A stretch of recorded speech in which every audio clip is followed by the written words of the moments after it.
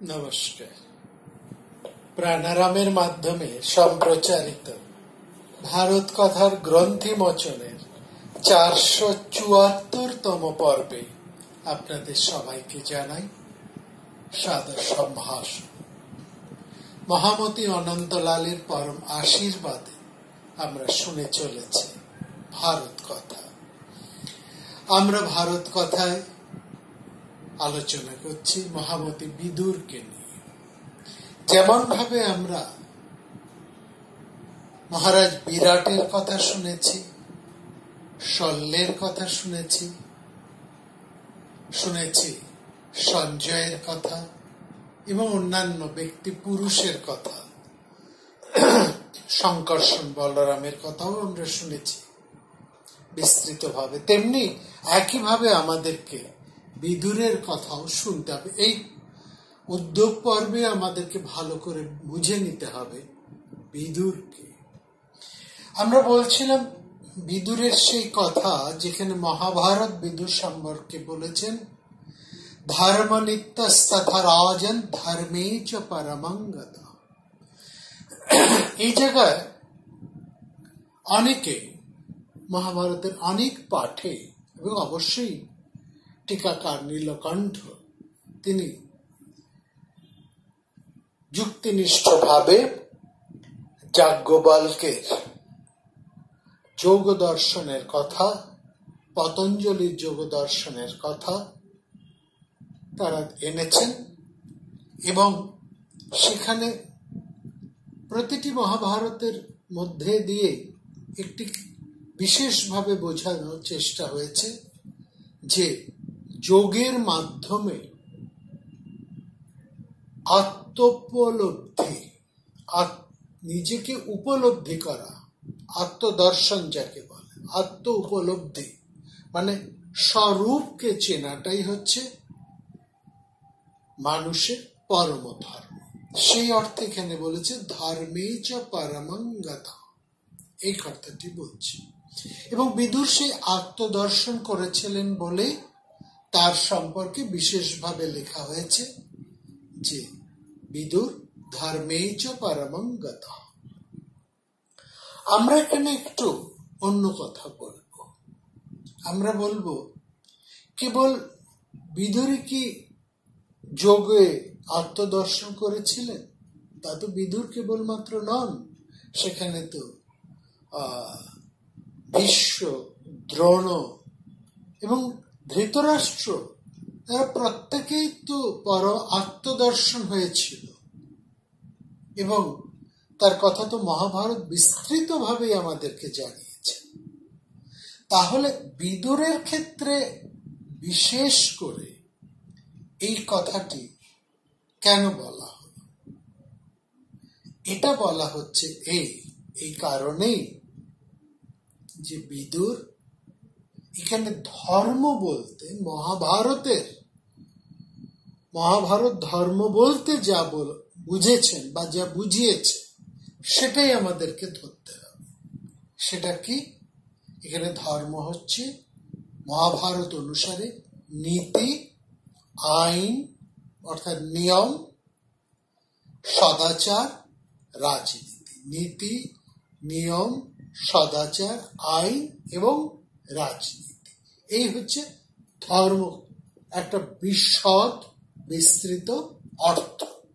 এবং বিদুর, আমরা এই আলোচনায় দেখব বিদুর এই প্রত্যেকটিতে নীতি, নিয়ম, সদাচার, রাজনীতি, আইন যাই বলুন না কেন, প্রতিটি তিনি বিশিষ্ট এবং তিনি পারম্য, বিশিষ্টতা তিনি অর্জন করেছেন এই প্রত্যেকটি ক্ষেত্রে। এবং এই যে পারঙ্গমতা পাণ্ডু লাভ করেছেন ধনুর্বিদ্যায়, যে পারঙ্গমতা ধৃতরাষ্ট্র অর্জন করেছেন তার শারীরিক শক্তিতে, ওই একই অর্থে নীতি, নিয়ম, আইন, রাজনীতি, সদাচারে পারঙ্গমতা অর্জন করেছেন বিদুর। আমরা বলেছি বিদুরের এই ক্ষমতা ছিল যে তিনি ইচ্ছে করলে একজন পরম ঋষি হতে পারতেন, কিন্তু তিনি ঋষি হননি। তিনি হয়েছেন এক প্রবল প্রতিবাদী মানুষ। তিনি তার প্রাণ শক্তি হচ্ছে ধর্ম, অর্থাৎ নীতি, নিয়ম, সদাচার, আইন। এটি হচ্ছে তার প্রাণ শক্তি, এটি ধর্ম হচ্ছে তার প্রাণ শক্তি। এবং তার পরে এই তার মতন এই ধর্ম অভিজ্ঞ আর কেউ ছিলেন না। এবং এরপরে যারাই এই ধর্ম অভিজ্ঞ স্থানে এসেছে প্রত্যেকেই যেন বিদুরের উত্তরাধিকারী হিসেবে এসেছে, অর্থাৎ বিদুরই সেখানে মুখ্য।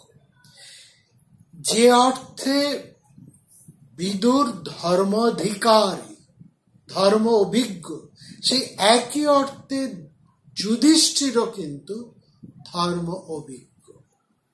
এবং সেই একই কারণে যুধিষ্ঠিরকে বিদুরের ধর্মপুত্র বলা হয়। এই জায়গায় অনেক মহাভারত আলোচকেরাই একটা অন্য ইঙ্গিত করেন, যেন তাকে তারা বিভিন্ন জায়গায় বিভিন্ন সূত্র তুলে এনে তারা বলেন যুধিষ্ঠির হচ্ছেন বিদুরের আত্মজ, বিদুরের সন্তান। অবশ্যই তিনি আত্মজ। আত্মজ কেবল বীর্যজাত সন্তানই আত্মজ হয় না, এটা বুঝতে হবে।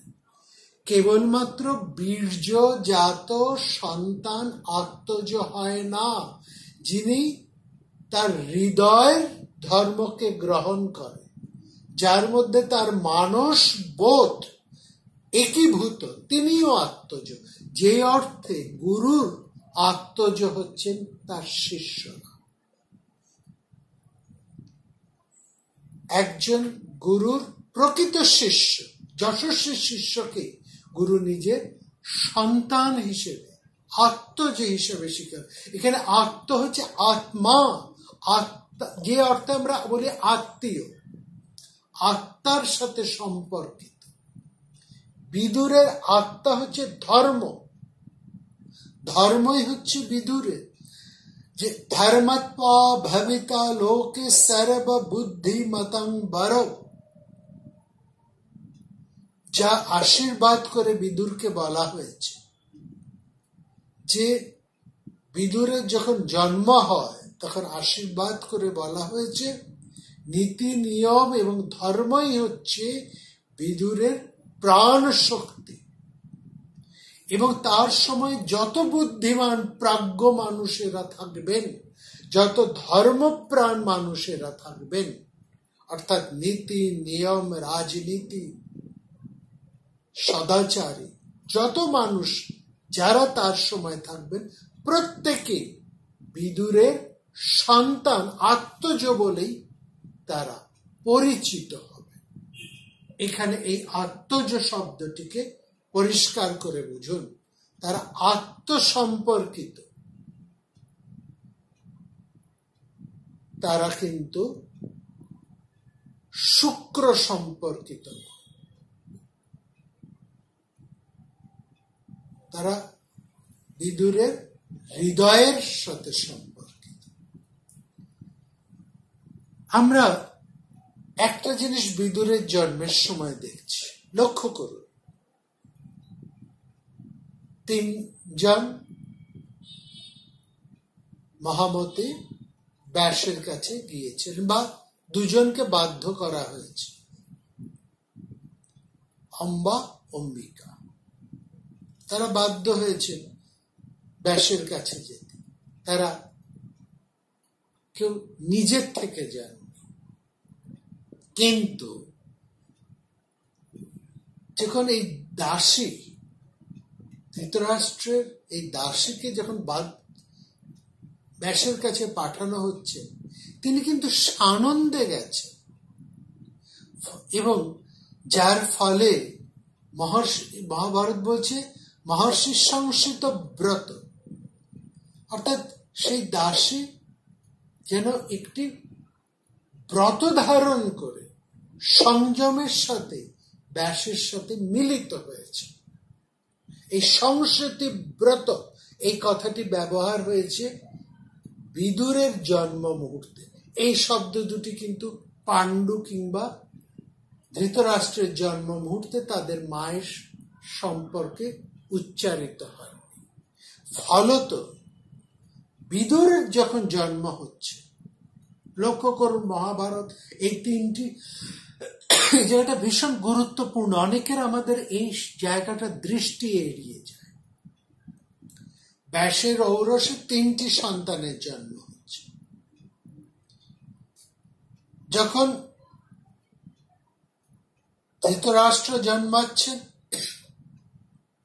তিনি তার পিতা এবং মায়ের পরিচয়ে পরিচিত হচ্ছে। যখন পাণ্ডু জন্মাচ্ছেন, তখন তিনি তার মায়ের পরিচয় এবং ব্যাসের পরিচয়ে জন্মাচ্ছেন।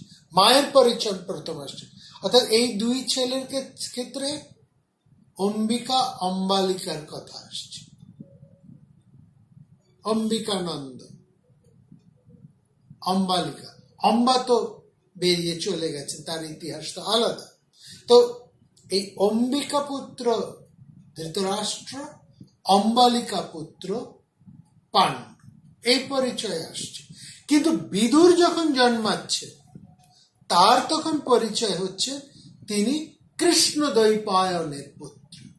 সযজ্ঞ বিদুর নাম কৃষ্ণ দ্বৈপায়ন আত্মজ।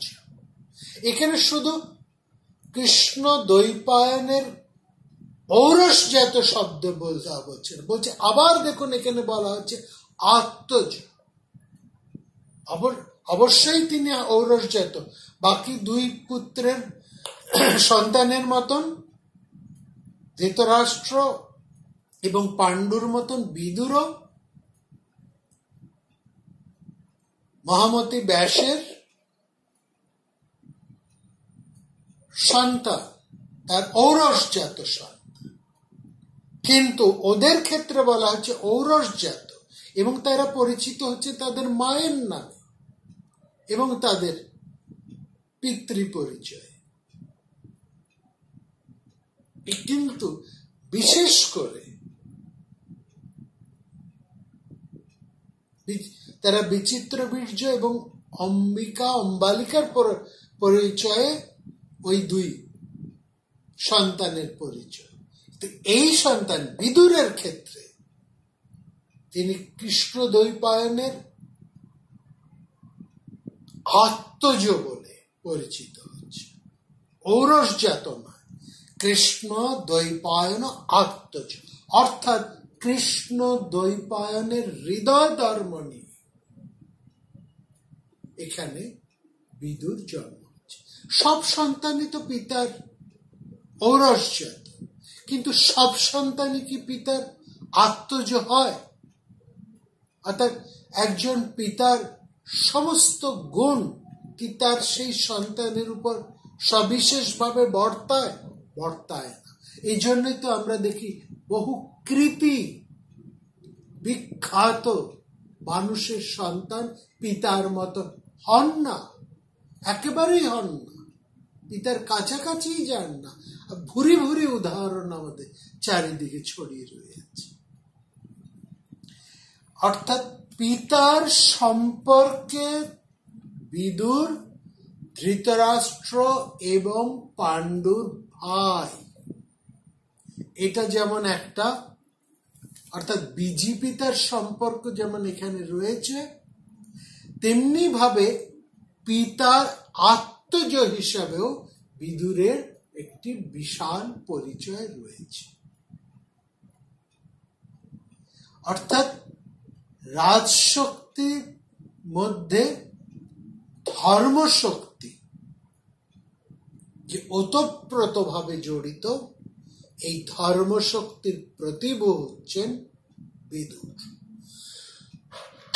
তিনি রাজশক্তির প্রতিভূ নন, এটা বুঝতে হবে। স্বয়ং ধর্মই যেন বিদুর রূপে জন্মগ্রহণ করেছে। ধর্ম বিদুর রূপেণ শাপত্যস্য মহাত্মন। এই জায়গাটাও আবার ভালো করে আমাদের বুঝতে হবে। মহাভারতের প্রত্যেকটা শব্দকে এখানে ধরুন, কি বলছেন? বলছে স্বয়ং ধর্ম বিদুর রূপে জন্মেছেন এবং ধর্ম এখানে শাপগ্রস্ত।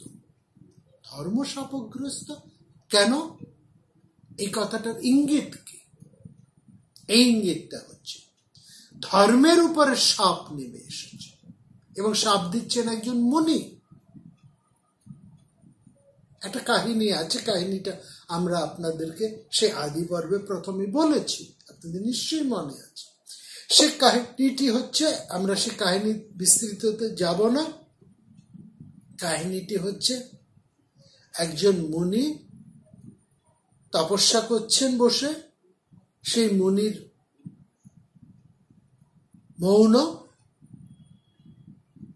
রাজরক্ষীদের তাড়া খেয়ে একটি চোর সেই মুনির আশ্রমে ঢুকে পড়েছে। চোরেরা তাদের চুরি করা জিনিসপত্রগুলো মুনির আশ্রমে লুকিয়ে রাখলেন, মুনি কিছু জানেন না। রক্ষীরা এসে মুনির আশ্রমে সেইগুলোকে, সেই সমস্ত ধন সম্পত্তিকে পেয়ে তারা মুনি মান্ডব্যকে যখন কিছু জিজ্ঞেস করলেন, মুনি মান্ডব্য হা না কিছু না বলায় রক্ষীরা তাকেই ধরে বেঁধে রাজার কাছে নিয়ে গেলেন এবং তারা সন্দেহ করলেন যে এই মুনি চুরি করেছেন বা চুরির সাথে মুনি সরাসরি যুক্ত।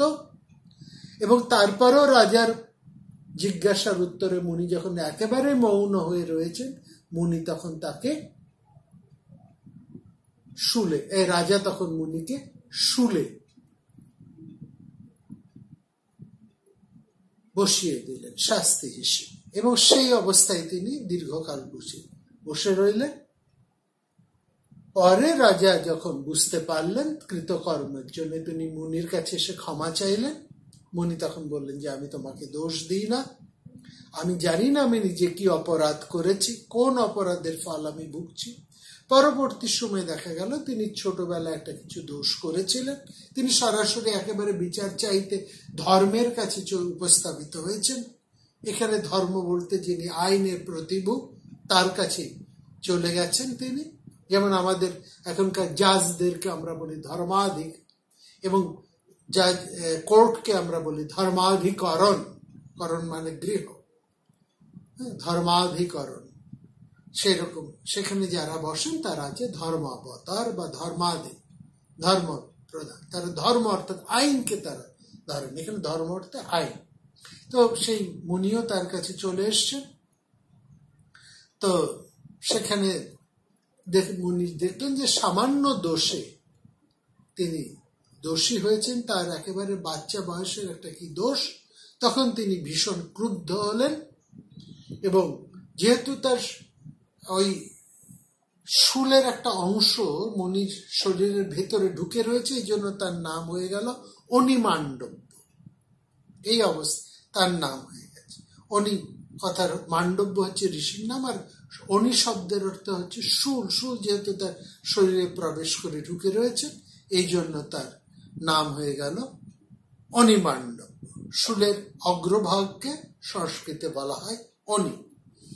ফলে সেই মান্ডব্য মুনির নাম হয়ে গেল অনিমান্ডব্য। তিনি সরাসরি সেই ধর্মাধিকারকে বললেন যে কি দোষে আমার ইয়ে হল।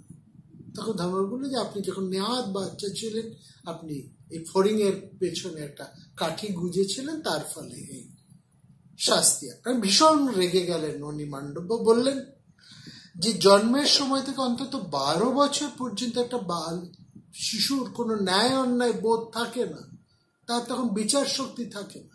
ফলে এই সময় তার কোনো অধর্ম হবার কথা নয়।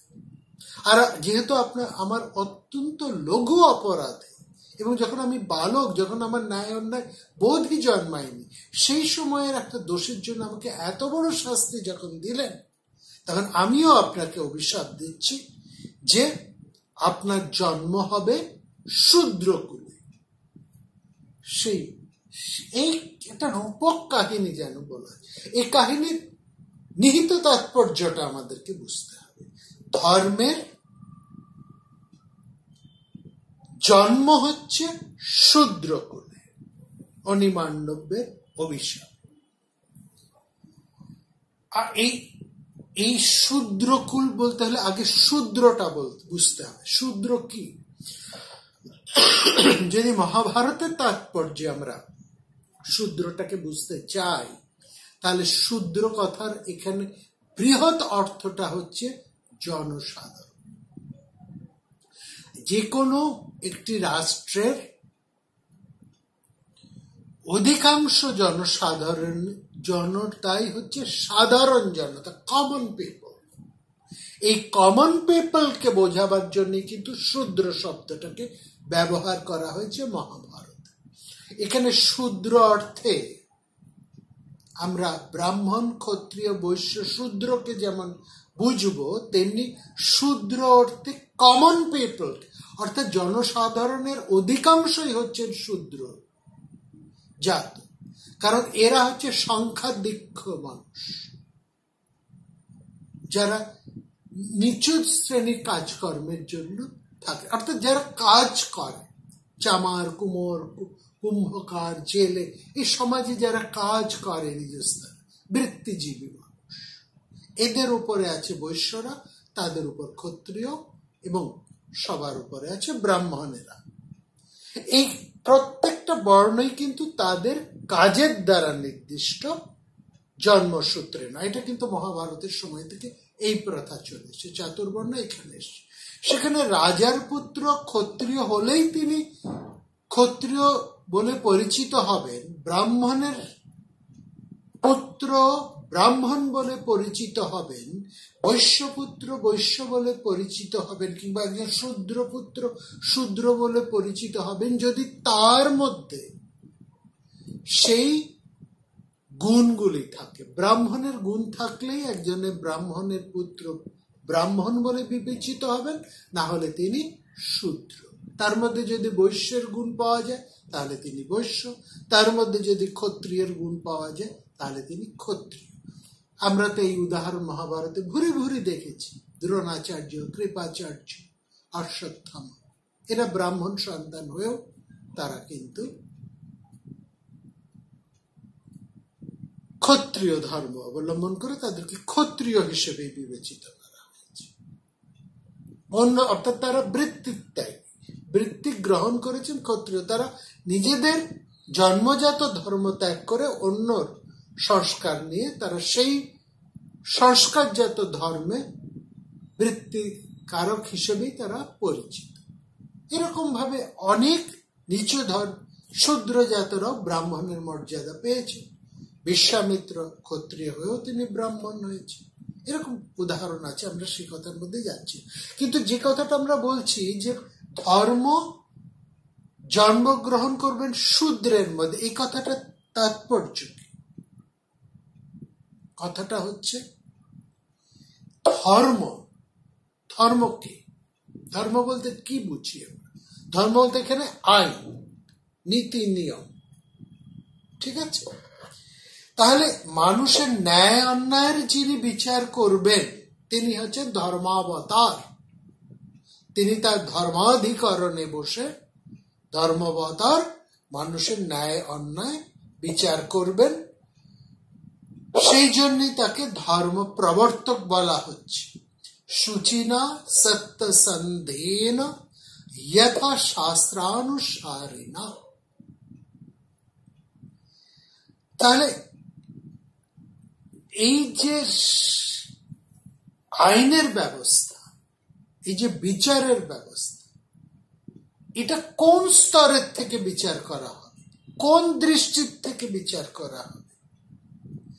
বিচারের সময় একজন বিচারক তিনি বিচার করবেন মানুষ হিসেবে, ব্রাহ্মণ, ক্ষত্রিয়, বৈশ্য, শূদ্র ওরকম কোন দৃষ্টিভঙ্গি থেকে তিনি মানুষের সত্তা দিয়েই মানুষের অন্তরকে বুঝবেন এবং মানুষের ন্যায় অন্যায়কে বিচার করবেন মানবিকতার দৃষ্টিকোণ থেকে, মানবিক সত্তা থেকে। ফলত তাকে মানুষ হয়ে উঠতে হবে।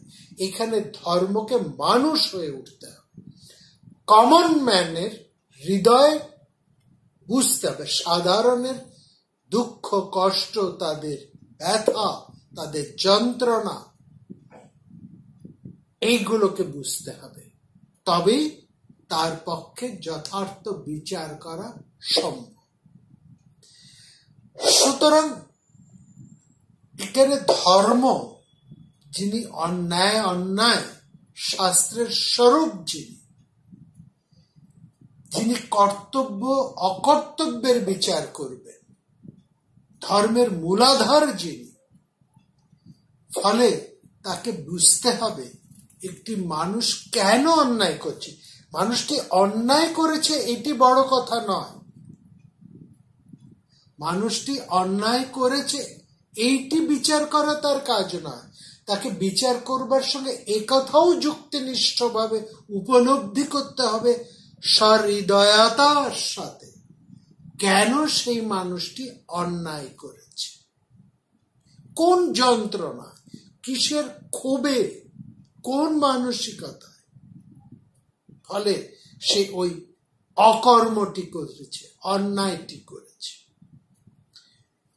যাতে লঘু পাপে গুরুদণ্ড না হয়, যাতে অন্যায় ছাড় পেয়ে গেল আর নিরপরাধ শাস্তি পেয়ে গেল, এমন যাতে না হয়। অর্থাৎ মানুষের হৃদয় যাতে ধর্মের সাথে সংযুক্ত হয়, সেজন্যই ধর্মকে শূদ্রজনিতে সাধারণ মানুষের মধ্যে নেবে আসার যেন একটা অর্ডার, আদেশ দেওয়া, নির্দেশ দেওয়া। অর্থাৎ শুষ্ক তর্কের মধ্যে ধর্মের প্রতিষ্ঠা নয়, ধর্মের প্রতিষ্ঠা মানুষের মানবিকতার মধ্যে। এই জন্যে দৈব নিয়তি, উচ্চ তথ্য, বড় বড় নীতি নিয়মের বাগধারা এইসব নয়। ধর্মকে বলা হচ্ছে শাস্ত্রবিধি, আইন কানুন যাই থাকুক, মানুষ হিসেবে একজন মানুষ যেহেতু আরেকজন মানুষের বিচার করছে, সুতরাং আম জনতার হৃদয় উপলব্ধি করে তিনি যেন তার ধর্মাসনে বসে ধর্মের বাণীটি উচ্চারণ করে। অর্থাৎ নিপীড়িতর মানুষের কথাটি যেন একজন ধর্মবতার সহৃদয়তার সাথে উপলব্ধি করতে পারে। এখানেই হচ্ছে এই অভিশাপের তাৎপর্য। বিদুরের দিকে তাকান, বিদুরের চরিত্রটাকে দেখুন। তিনি ব্যাসের সংস্কারে চলেননি, তার পিতা মহান ব্যাস, তার সংস্কারে তিনি চলেননি। তিনি তার জ্যেষ্ঠ ভ্রাতার মতন অন্যায় শাসক হয়ে ওঠেননি, তিনি রাজ্যের দাবিও করেন। তিনি যেমন রাজ্য পাননি, তার জ্যেষ্ঠ ভ্রাতাও রাজ্য পাননি, কিন্তু জ্যেষ্ঠ ভ্রাতা ছলে বলে কৌশলে রাজ্যকে আঁকড়ে ধরেছে, ছাড়তে চাইছে। বিদুর তা করেন। তিনি নীতি নিয়মের মধ্যে দিয়ে তার জীবনকে, এবং যেখানে অন্যায় দেখেছেন সেখানে তিনি প্রবল থেকে প্রবলতর হয়ে উঠেছেন, খর থেকে খরতর। তিনি প্রতিবাদ করেছেন রাজ্যের অন্যায় আদেশের বিরুদ্ধে। যেখানে স্ত্রীলোকের প্রতি অসম্মান নেমে এসেছে, সেখানে তিনি প্রতিবাদী জ্বলে উঠেছে। প্রতিবাদী হচ্ছে বিদুরের অন্তর্শক্তি। যেখানে শাসকের শাসন তাকে রুদ্ধ করতে পারে, জনতার প্রতিবাদের স্বর তার মধ্যে প্রতিধ্বনিত হয়ে উঠেছে।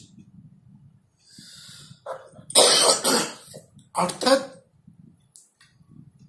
যেখানে প্রতিবাদ করা উচিত সেখানে তিনি ভীষণ প্রতিবাদী এবং কোনো আপোষে তিনি যান না, নিরপেক্ষতার মধ্যে দিয়ে তিনি চলেন।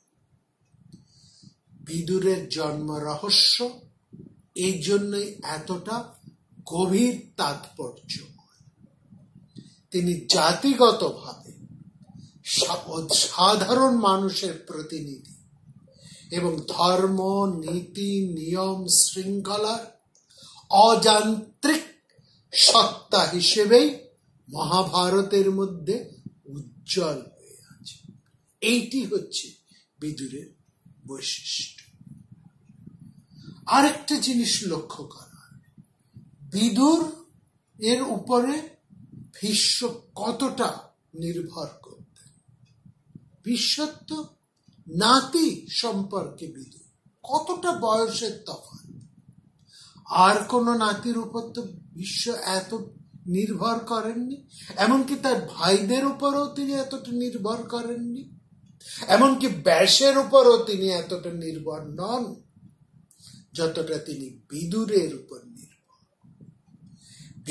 আসলে ভীষ্ম যেমন নিজের সমস্ত স্বার্থকে বলি দিয়ে এই হস্তিনাপুরের স্থিতি সমৃদ্ধির চিন্তা আজীবন করে এসেছে, বিদুরের মধ্যেও আমরা কিন্তু সেই ভাবটাকেই লক্ষ্য করছি। এবং ভীষ্মের মতোই তিনি এই রাজবংশের স্থিতি, সমৃদ্ধি, সুরক্ষা এবং মঙ্গল অমঙ্গল নিয়ে সদা নিয়ত তিনি ভাবিত।